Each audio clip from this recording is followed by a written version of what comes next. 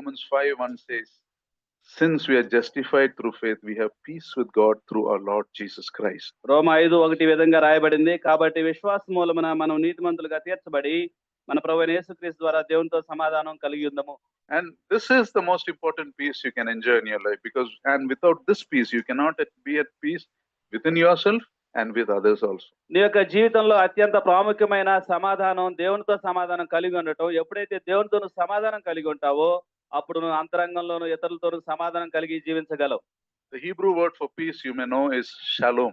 Hebrew భాషలో సమాధానానికి సంబంధించిన మాట షాలోమ్ గా రాయబడింది. Shalom, you know, it includes health and prosperity and blessing and freedom from trouble. That meaning includes all this. Shalom అనే పదంలో ఆరోగ్యానికి సంబంధించి, సంక్షేమానికి సంబంధించి, జీవితంలో ప్రాముఖ్యమైన వాటన్నిటికి సంబంధించి ఆ మాట పేర్కొనబడింది.